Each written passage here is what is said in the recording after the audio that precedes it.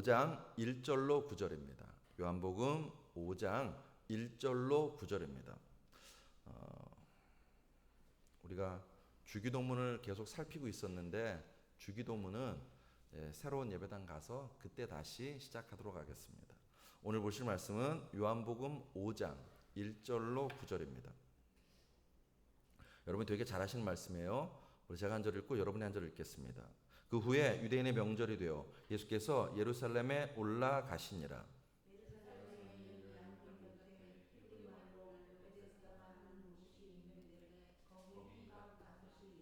그 안에 많은 병자, 맹인, 다리 저는 사람, 혈기 마른 사람들이 누워 물의 움직임을 기다리니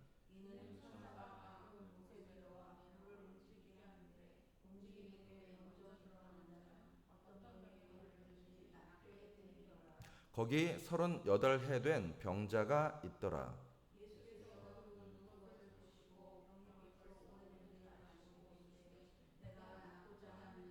병자가 대답하되 주여 물이 움직일 때 나를 못에 넣어줄 사람이 없어 내가 가는 동안에 다른 사람이 먼저 내려가나이다.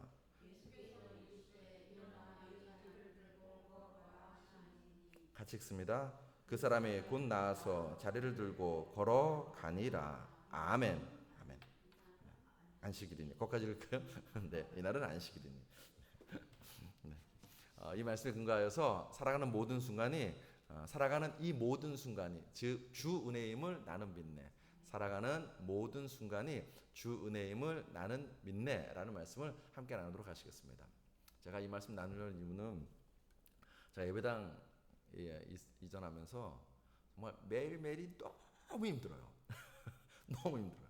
이게 중간에 뭐가 이렇게 조종할 사람이 없으니까는 하루에도 여러 번 저기 왔다 갔다 하면서 계속 뭔가를 결정하고 오전에 결정한 게 오후에 바뀌기도 하고 오후에 결정한 게 다음날 바뀌기도 하고 막 이런 일이 벌어지거든요. 다 해놓고 보면 별거 아니에요. 아무것도 아닌 것 같은데 그 다 해놓기 전까지가 되게 많은 생각과 결정과 선택이 필요합니다. 그러니까 되게 힘듭니다. 그런데 동시에 되게 은혜스럽고 되게 감사해요. 그러니까 하나님이 일하시는구나라는 것을 정말 뼈저리게 느끼는 그런 시간을 보내고 있습니다. 그래서 오늘 여러분과 함께 이런 고백 드리고 싶었습니다. 살아가는 이 모든 순간이 주 은혜임을 나는 믿네. 이 고백이 우리 모두의 고백 되시기를 주의 이름으로 축복합니다. 그 마음으로 한번 따라 하시겠습니다. 살아가는 이 모든 순간이 주 은혜임을 나는 믿네. 아멘. 믿습니까? 그러면 집에 갑시다. 믿으면 가야지. 네, 맞아요. 찬양 있어요. 네, 찬양 있습니다. 여러분 성경은 좀 당혹스러운 책입니다. 당혹스러운 책. 왜 그러느냐? 오리를 가자면 심리를 가려요. 가난한 자가 복이 있대요. 왼편을 떼면 오른편을 돌려대래요. 뿐만 아니라 네 모든 소유를 다 팔아서 가난한 자에게 주래요. 이거 봐요. 여러분 아무도 아멘 안 하시잖아요.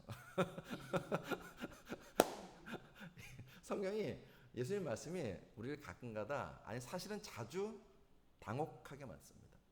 말씀만 당혹스러운 것이 아니라 사건도 당혹스럽습니다.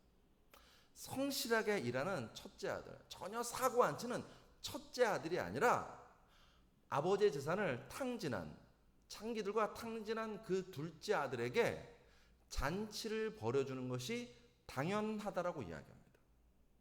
우린 당연하지 않은데 당연하다고 말해요. 뿐입니까? 세리와 창기들이 먼저 하나님 나라에 들어간다고까지 말씀하십니다. 마태복음 21장 31절에 예수께서 그들에게 이르시되 내가 진실로 너희에게 이르노니 세리들과 창녀들이 너희보다 먼저 하나님 나라에 들어가리라. 이때 그들이란 대제사장과 장로들입니다. 지금식으로 하면 목사, 장로, 권사를 이야기합니다. 세리는 친일파를 생각하시면 됩니다. 창녀들은 더 이상 설명이 필요 없죠.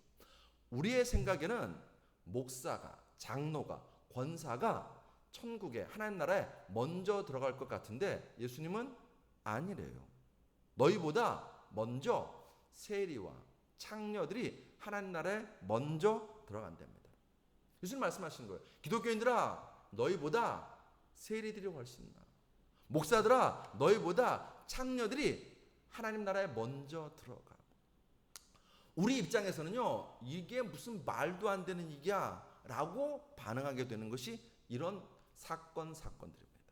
근데 그런 사건들과 말씀들이 성경에 기록되어 있습니다. 여기에 대한 답을 저는 필립 얀시의 책을 읽으면서 깨닫게 되었습니다. 필립 얀시라는 분이 있는데 우리나라에도 책이 몇 권 번역되어 있어요. 혹시라도 기회가 되시면 읽어보시면 참 은혜가 됩니다. 이분이 한 책에서 자기가 집회를 인도하게 됩니다. 동유럽에 가서 집회를 인도하게 되었는데 수많은 사람들이 그 집회장에 앉아 있는데 필립 얀시가 그 집회장에서 물었대요. 여러분, 제가 방금 읽은 이 마태복음 21장 31절이 이해되세요? 받아들여지세요? 라고 물었습니다. 우리식으로 하면 여러분, 마태복음 21장 31절이 아멘이 되시나요? 라고 물은 것입니다. 그러니까 순간 고요하게 정적이 흐르더래요. 그때 그 중에서 한 여인이 아주 조용하게 손을 들고 서툰 영어로 이렇게 답하더래요. 자, 한번 들어보십시오. 누구나 자기가 업신여길 대상이 있어요. 하지만 우리는 없습니다. 왜 없는지 나와요. 우리는 밑바닥이거든요. 우리 식구들은 저를 부끄러워합니다. 왜 그러는가? 어린 딸을 보며 얘야, 너는 자라서 좋은 창녀가 되어라 라고 말하는 엄마는 세상에 없어요. 그 여인의 창기인 거예요. 대다수 지역에서 우리는 법을 어기고 있어요. 우리는 사람들이 우리를 어떻게 보는지 알아요. 사람들은 갈보니, 창년이, 몸파는 연인이라며 우리에게 욕을 합니다. 우리 자신도 그렇게 느껴져요. 우리는 밑바닥입니다. 그 다음 말이 중요해요. 그런데 때로 밑바닥에 있다 보면 도와달라고 부르짖게 돼요. 그래서 예수님이 오시면 우리는 반응합니다. 예수님 말씀이 혹시 그런 뜻 아닐까요? 어떤 신학자의 글보다 잘 해석해 놓은 글이고 어떤 신학자의 글보다 제 안에 깊은 울림을 주었습니다. 그 여인은 말합니다. 밑바닥에 있다 보면 도와달라고 부르짖게 돼요. 은혜를 구한다는 것입니다. 또 말합니다. 예수님이 오시면 우리는 반응합니다. 은혜 아래 거한다는 것입니다. 왜 세리와 창녀들이 하나님 나라에 먼저 들어가는가? 그들은 은혜를 구하고 은혜를 갈구하고 은혜 아래 거하는 인생을 산다는 것입니다. 사랑하는 성도 여러분, 은혜에 목마르신가요? 은혜를 구하시나요? 은혜 아래 거하는 삶을 사시나요? 그것이 그리스도인의 삶입니다. 20세기 영성가 중에서 토마스 머튼이라는 분이 있습니다. 이분이 이런 얘기했습니다. 성도란 선한 사람을 말하는 것이 아니라 하나님의 선하심을 체험하는 사람을 말한다. 되게 중요한 말을 했어요. 법 없이도 살 사람, 죄짓지 않는 사람, 착한 일 많이 하는 사람이 성도가 아니라 하나님의 선하심을 삶 속에서 체험하는 사람이 성도라는 것입니다. 즉 은혜를 구하고 은혜를 덧입고 은혜 아래 거하는 사람이 참된 그리스도인이라는 것입니다. 그런 측면에서 사랑하는 성도 여러분, 우리가 하나님을 당혹스럽게 만들어서는 안 됩니다. 하나님은 언제 당혹스러워 하시는가? 우리가 하나님을 믿는다고 하면서 자기 열심과 자기 행위를 내세울 때 하나님이 당혹스러워 하십니다. 자기 열심이 아니라 하나님의 열심입니다. 자기 행위가 아니라 하나님의 은혜로 우리는 살아가는 것입니다. 그러므로 은혜에 목마르고 은혜를 구하고 은혜 아래 거하는 여러분과 저 되시길 주의 이름으로 축복합니다. 아니, 이미 우리가 은혜 아래 있음을 매일매일 감사하는 삶이 우리의 삶입니다. 그게 신앙생활입니다. 그리고 그것이 우리로 하여금 넘어졌을 때 다시 일어나게 하는 힘이 됩니다. 강조합니다. 날마다 은혜를 구하고 은혜로 살고 은혜로 거하시는, 은혜 아래 거하시는 여러분과 저 되실 줄로 믿습니다. 오늘 본문이 이 이야기하고 있습니다. 예수님께서 명절이 되어서 예루살렘에 올라가십니다. 예루살렘은 성곽으로 둘러싸여 있습니다. 성곽에는 당연히 문이 있습니다. 예루살렘 성곽에는요, 꽤 많은 문이 있었습니다. 어떤 문이 있는가? 걸음을 버리는 분문이 있고, 물을 길어 나르는 샘문이 있고, 생선을 드리는 어문이 있고, 옛문, 골짜기문, 수문, 마문 등 문이 많았습니다. 그 중에서 한 문이 뭐냐면 양문입니다. 양문. 이 양문은 성전산 북동쪽에 있는 희생제사 문으로서 희생제사용 양들이 들어오는 문입니다. 어떤 문이 양이냐? 어떤 양이 들어오냐고요? 희생제사용. 성전에서 희생제사를 드릴 때 쓰는 그 양들이 들어오는 문이 바로 이 양문입니다. 그 양문 곁에 베데스다 못이 있습니다. 오늘 보면 2절에 보시면 예루살렘에 있는 양문 곁에 히브리 말로 베데스다라는 못이 있는데 거기 행각 5이 있고, 베데스다란 은혜의 집이란 뜻입니다. 다시요. 베데스다가 어떤 집이라고요? 은혜의 집이란 뜻입니다. 여러분 생각해 보십시오. 희생 제사에 쓰이는 양이 들어오는 문이 있고 그 문 곁에 베데스다 은혜의 집이 있습니다.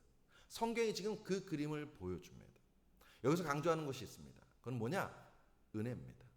그 자리는 은혜의 자리라는 것입니다. 한량없는 은혜, 갚을 길 없는 은혜, 은혜 위에 은혜가 쏟아지는 그 은혜의 자리라는 것입니다. 그 은혜의 자리에서 인간이 무슨 일을 벌이고 있는지 오늘 본문은 설명해요.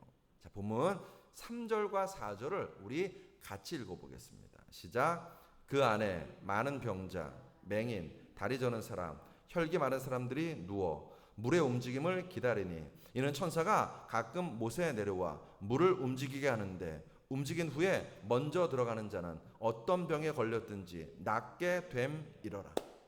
많은 병자들이 있습니다.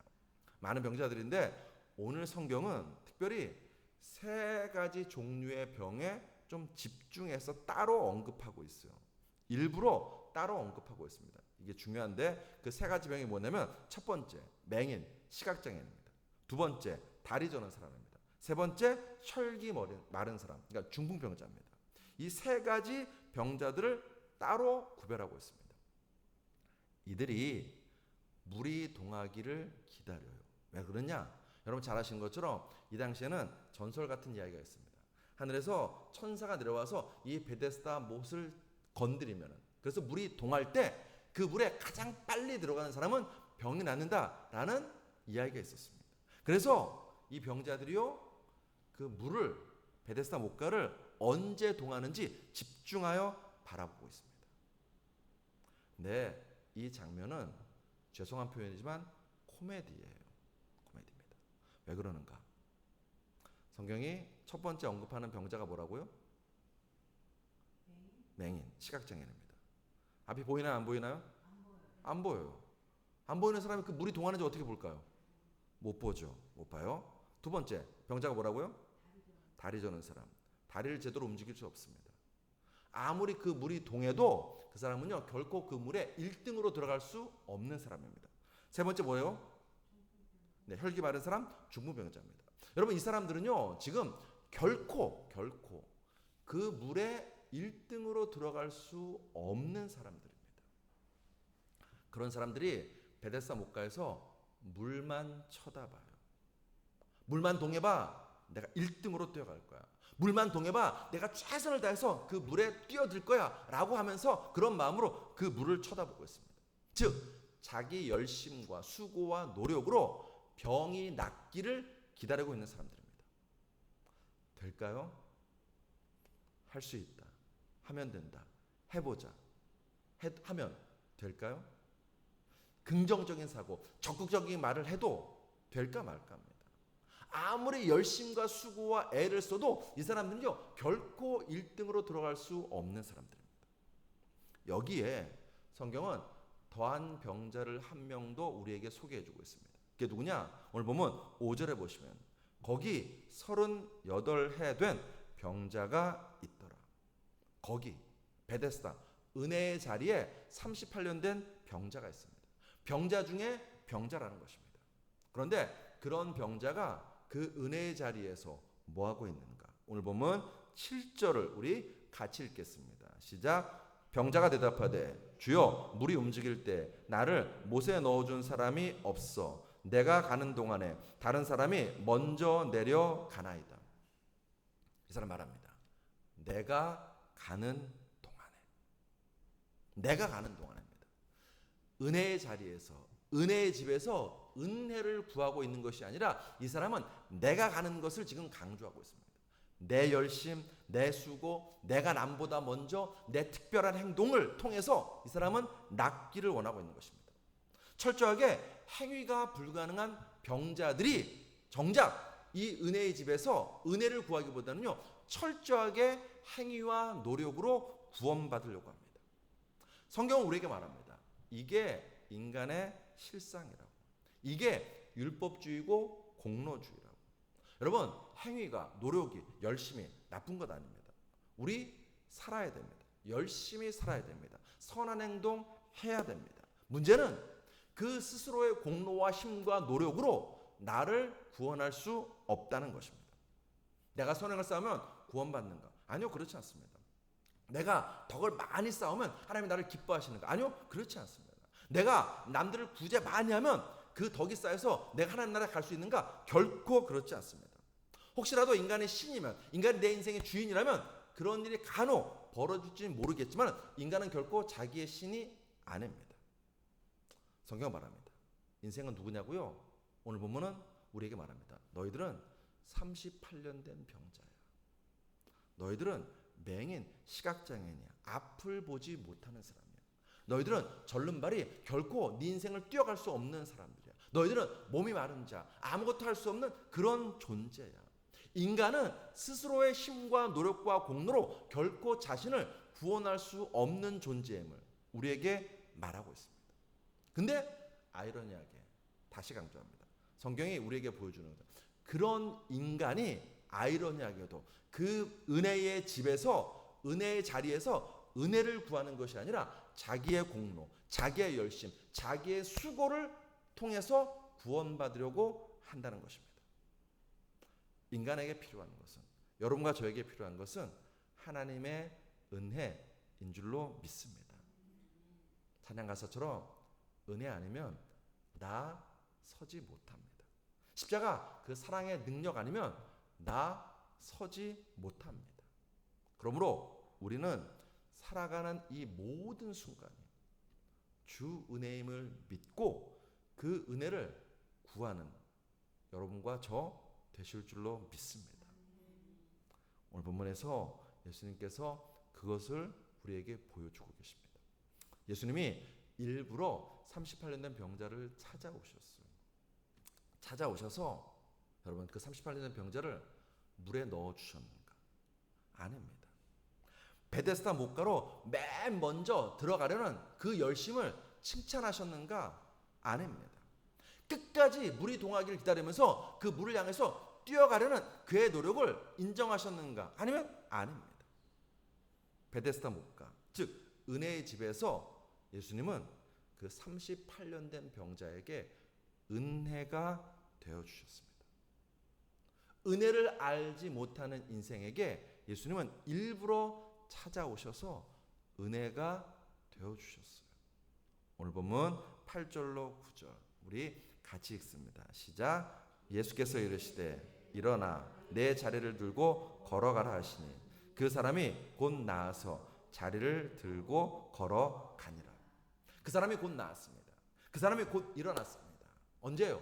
예수께서 이르시되의 역사가, 은혜가 부어질 때입니다.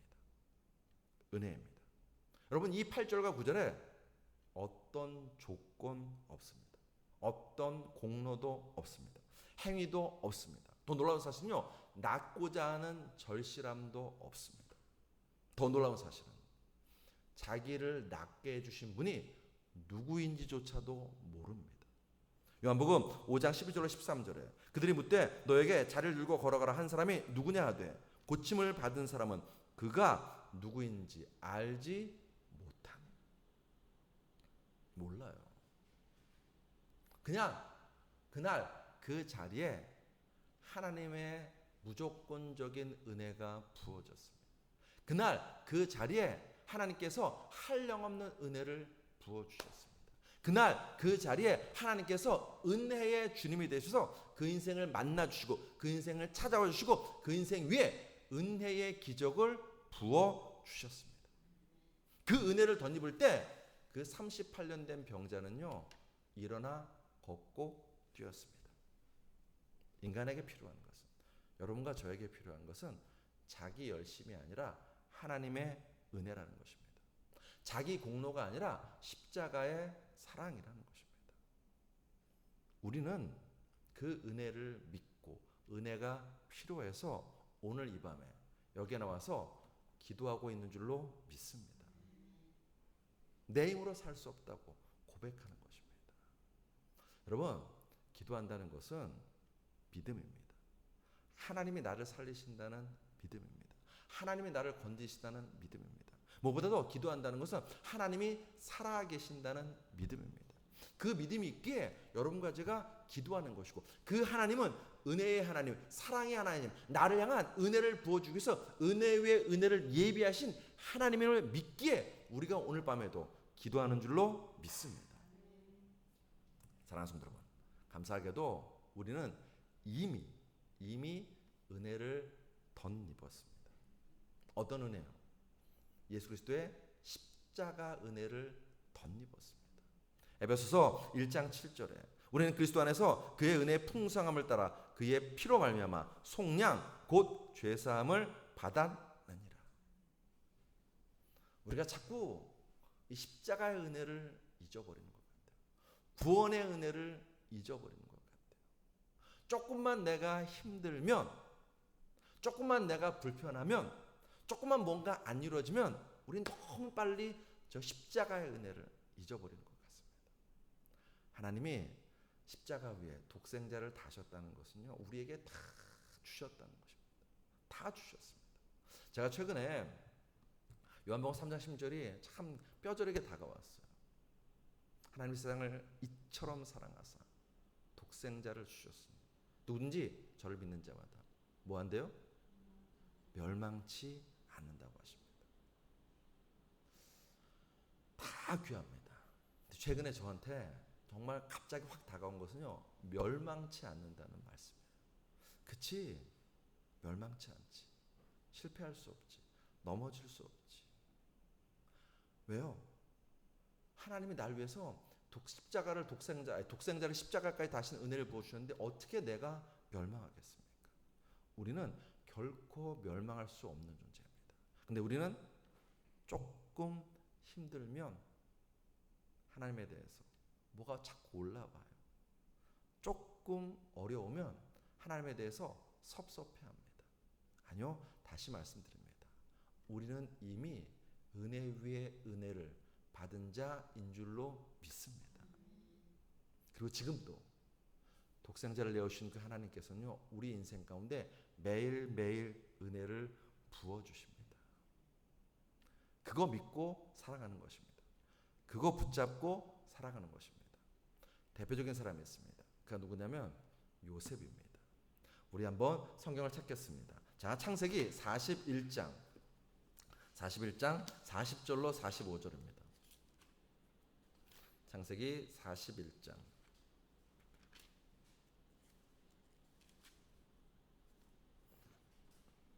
40절로 45절입니다. 다 찾으셨나요? 같이 읽습니다. 시작. 너는 내 집을 다스리라. 내 백성이 다 내 명령에 복종하리니 내가 너보다 높은 것은 내 왕자뿐이니라. 바로가 또 요셉에게 이르되 내가 너를 애굽 온 땅의 총리가 되게 하노라 하고 자기의 인장 반지를 빼어 요셉의 손에 끼우고 그에게 스마포 옷을 입히고 금사슬을 목에 걸고 자기에게 있는 버금 수레에 그를 태우매 무리가 그의 앞에서 소리 지르기를 엎드리라 하더라. 바로가 그에게 애굽 전국을 총리로 다스리게 하였더라. 바로가 요셉에게 이르되 나는 바로라. 애굽 온 땅에서 내 허락 없이는 수족을 놀릴 자가 없으리라 하고 그가 요셉의 이름을 사브나 바네아라 하고 또 온의 제사장 보디베라의 딸 아스낫을 그에게 주어 아내로 삼게 하니라. 요셉이 나가 애굽 온 땅을 순찰하니라. 아멘. 요셉 이야기입니다. 우리는 요셉 하면 가장 먼저 어떤 단어를 떠오르냐면 꿈이라는 단어를 떠오릅니다. 하나님이 주신 꿈 때문에 요셉이 잘 되었다고, 요셉은 꿈쟁이라고 이런 생각합니다. 근데 여러분 잘 생각해 보십시오. 요셉이 애굽에 팔려오고 나서 그 꿈을 항상 마음에 품고 있었는가 하면 아닙니다. 요셉은 그 꿈을 잊고 있었습니다. 그걸 어디서 알 수 있냐면 형들을 만났을 때 알 수 있습니다. 요셉이 식량을 얻으러 온 형들을 만났을 때 그제서야 꿈을 생각합니다. 그 전까지는요 까맣게 잊고 있었습니다. 그러면 요셉의 인생은요 꿈보다 더 잘 요셉의 인생을 정리할 수 있는 단어는 하나님이 함께 하시고 하나님이 요셉에게 은혜를 부어주셨다는 것입니다.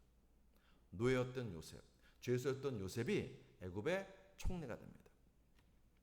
1인자 만인지상의 자리에 오른 것입니다. 자, 여러분, 우리는 이것이 되게 좋은 일처럼 생각되지만 사실은 요셉의 인생에서 가장 위험한 순간이 지금 펼쳐지고 있습니다. 왜 그러는가? 창세기 41장 45절을 다시 보시면 그가 요셉의 이름을 사브낫 바네아라 하고 이름을 바꿔줘요. 성경에서 이름을 바꾼다는 것은 그 사람의 정체성이 바뀌는 겁니다. 사브낫 바네아라 하고 또 온의 제사장 보디베라의 딸 아스낫을 그에게 주어 아내로 삼게 하니라.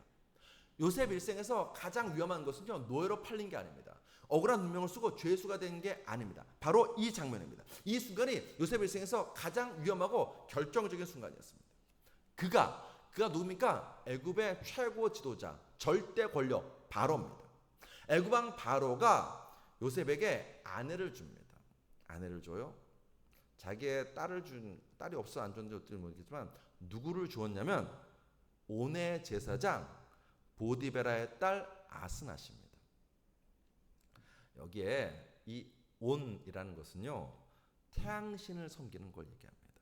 그러니까 지금 바로가 요셉에게 누구를 아내로 줬냐면 태양신을 섬기는 제사장의 딸을 요셉에게 아내로 준 것입니다. 이 이야기는 바로가 요셉을요 철저한 애굽 사람으로 만들고 싶었던 거예요. 철저한 애굽 사람. 더 정확히 말하면 철저하게 이제 바로의 사람이 되기를 원했습니다. 하나님의 사람이 아니라 바로의 사람이 되기 원했습니다. 유대인의 정체성을 가지고 살아가는 것이 아니라 애굽 사람의 정체성을 가지고 살아갔습니다. 그리고 그냥 애굽 사람도 아니고 애굽에서 가장 높은 신은 태양신입니다. 그 태양신을 섬기는 제사장의 딸을 주어서 철저하게 태양신을 섬기는 사람으로 요셉이 살기를 원했습니다. 여러분 요셉에게 권력이 주어졌습니다. 요셉에게 재물이 주어졌습니다. 요셉에게 명예가 주어졌습니다. 뿐입니까? 요셉에게 태양신에 섬기는 여자가 아내로 주어졌습니다. 이 정도면 하나님의 은혜를 잊고 하나님을 잊고 애굽 사람으로 태양신을 섬기는 사람으로 살 법도 합니다. 아마도 애굽의 바로는 알았던 것 같아요. 세상은 누가 다스리나요? 남자가 다스립니다. 남자는 누가 다스리나요? 남자를 다스리는 사람은 누군가요? 네? 네, 여자 아내예요. 사모님 왜 아멘 안 하시나요? 아니에요? 바로가 이거 알았던 것 같아요. 그래서 요셉에게 굳이 태양신을 섬기는 제사장의 딸을 아내로 줍니다. 이 정도 되면 요셉이 하나님 잊을 법합니다. 이 정도 되면 요셉이 은혜 아니면 나 살아가지 못하네 라는 찬양을 잊어버릴 법도 합니다. 우린 주변에서 그런 거 많이 봐요. 수많은 목회자들이요 처음 개척할 때는요 은혜 아니면 살아갈 수 없다고 주여 은혜를 부어달라고 강대상에서 눈물 뿌려 기도하고 밤새워 기도하고 어떤 목사님은 그냥 강대상에서 잠자는 목사님들까지 있습니다. 왜요? 하나님 은혜 아니면 나 살아갈 수 없다고요. 그런데 교회가 부흥하고 목사님들에게 부와 명예와 권력이 주어지면 은혜를 잊어버립니다. 하나님을 잊어버립니다. 내가 하나님처럼 생각됩니다. 결국 타락의 길로 가는 것입니다. 요셉도 그럴 수 있었습니다. 그런데 요셉은 그러지 않았습니다. 결코 그러지 않았습니다. 자, 성경을 찾겠습니다. 창세기 41장 50절로 52절입니다. 창세기 41장 50절로 52절입니다. 우리 같이 읽습니다. 시작. 흉년이 들기 전에 요셉에게 두 아들이 나되 곧 온의 제사장 보디베라의 딸 아스낫이 그에게서 낳은지라. 요셉이 그의 장남의 이름을 므낫세라 하였으니 하나님이 내게 내 모든 고난과 내 아버지의 온 집 일을 잊어버리게 하셨다 함이요. 차남의 이름을 에브라임이라 하였으니 하나님이 나를 내가 수고한 땅에서 번성하게 하셨다 함이었더라. 아들이 태어났어요. 아들이 태어났습니다. 그때 그 아들들을 보면서 요셉은 누구를 떠올렸냐면 하나님을 떠올렸어요. 하나님이 하셨구나. 하나님이 은혜 보셨구나. 하나님이 나를 사랑하시구나. 그것 떠올린 것입니다. 잘 나갈수록, 흥할수록, 부할수록 인생들은요 하나님을 찾고 잊어버립니다. 하나님의 은혜를 잊고 하나님의 은혜를 노래하지 않습니다. 그런데 오늘 창세기에서 요셉은요 가장 높은 자리에 있습니다. 모든 것을 가졌습니다. 뿐입니까? 이제 아들까지 둘이나 낳았습니다. 그는 다 가진 남자였습니다. 근데 그 순간 그는 하나님을 기억하고 하나님의 은혜를 찬양합니다. 아들 이름을 짓습니다. 첫 번째는 므낫세라고 짓습니다. 이 므낫세라는 이름은 하나님이 내 모든 고난을 잊게 하셨다라는 뜻입니다. 하나님. 둘째 아들은요 에브라임이라고 짓습니다. 뭐라고 합니까? 이 에브라임이라는 이름의 뜻은요 하나님이 나를 번성하게 하셨다. 하나님.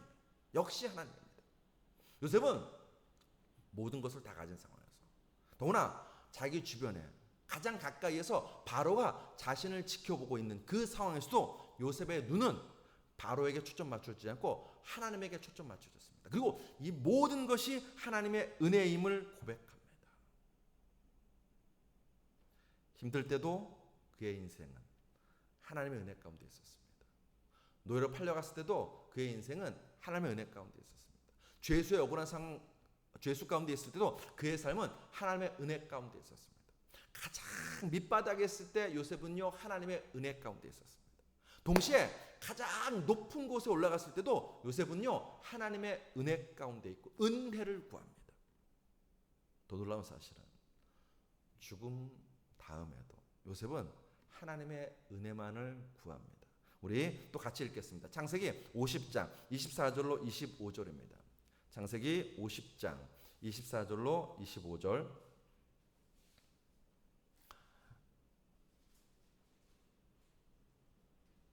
같이 읽습니다. 시작. 요셉이 그의 형제들에게 이르되 나는 죽을 것이나 하나님이 당신들을 돌보시고 당신들을 이 땅에서 인도하여 내사 아브라함과 이삭과 야곱에게 맹세하신 땅에 이르게 하시리라 하고 요셉이 또 이스라엘 자손에게 맹세시켜 이르기를 하나님이 반드시 당신들을 돌보시리니 당신들은 여기서 내 해골을 메고 올라가겠다 하라 하였더라.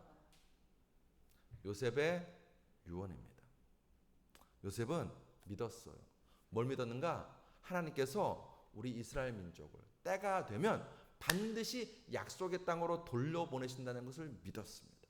하나님의 은혜를 믿었습니다. 그 믿음이 있었기에 나는 이 애굽 땅, 여러분 요셉이 애굽 땅에 미치면요 얼마나 화려한 그런 무덤에 묻혀서 모든 사람으로부터 추앙받겠습니까? 기념받겠습니까? 그런데 요셉은 그거 원하지 않았습니다.